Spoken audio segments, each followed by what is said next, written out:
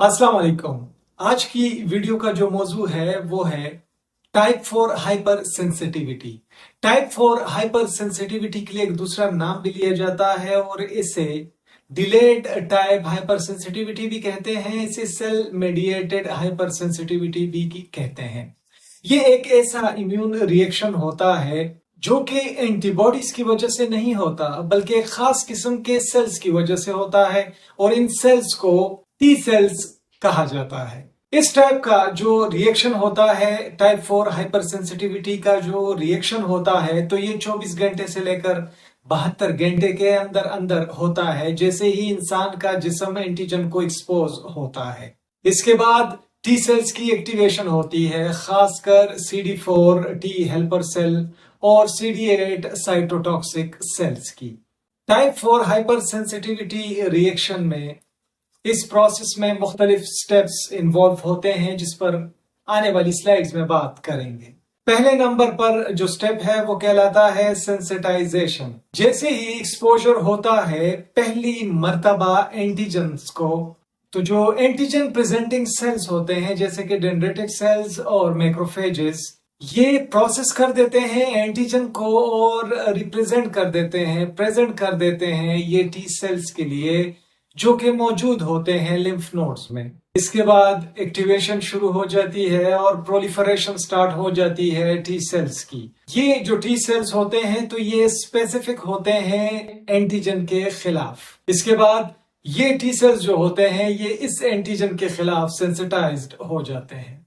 दूसरे नंबर पर जो स्टेप है वो है एक्टिवेशन अपॉन री एक्सपोजर। जैसे ही दूसरी मर्तबा सेम एंटीजन का एक्सपोजर होता है तो ये जो सेंसिटाइज्ड टी सेल्स होते हैं ये इस एंटीजन को पहचान लेते हैं और इसके खिलाफ एक्टिवेट हो जाते हैं। इस एक्टिवेशन की वजह से साइटोकाइंस जो होते हैं वो रिलीज हो जाते हैं, जैसे कि इंटरफेरॉन गामा और ट्यूमर नेक्रोसिस फैक्टर अल्फा। ये और इम्यून सेल्स को उस जानिब बुलाना शुरू कर देता है जहां पर एंटीजन का एक्सपोजर हुआ होता है। एक्टिवेटेड टी सेल्स की वजह से जो एक रिस्पॉन्स आता है वो इन्फ्लेमेशन की शक्ल में होता है उस जगह पर जहां पर एक्सपोजर हुआ होता है एंटीजन का। इसकी वजह से टिश्यू डैमेज शुरू हो जाता है और इन्फ्लेमेशन शुरू हो जाती है। इस इन्फ्लेमेटरी रिस्पॉन्स में मैक्रोफेजेस भी आना शुरू हो जाते हैं, न्यूट्रोफिल्स भी आना शुरू हो जाते हैं और जो इफेक्टिव सेल्स हैं वो भी आना शुरू हो जाते हैं उस जगह पर जहां पर इन्फ्लेमेशन होती है। चौथा नंबर स्टेप है टिश्यू डैमेज। जो इन्फ्लेमेटरी रिस्पॉन्स होता है और साइटोटॉक्सिक मॉलिक्यूल्स का जो रिलीज होता है टी सेल्स की वजह से और बाकी इम्यून सेल्स की वजह से, इसकी वजह से टिश्यू डैमेज होता है और कुछ खास किस्म के अलामात होते हैं जो पैदा होना शुरू हो जाते हैं। ये अलामात टाइप 4 हाइपर सेंसिटिविटी रिएक्शंस के होते हैं, जैसे कि स्वेलिंग, रेडनेस और टिश्यू डिस्ट्रक्शन। पांचवें नंबर स्टेप पर आते हैं और एग्जाम्पल्स पर बात करते हैं कि टाइप 4 हाइपर सेंसिटिविटी के एग्जाम्पल्स क्या हैं।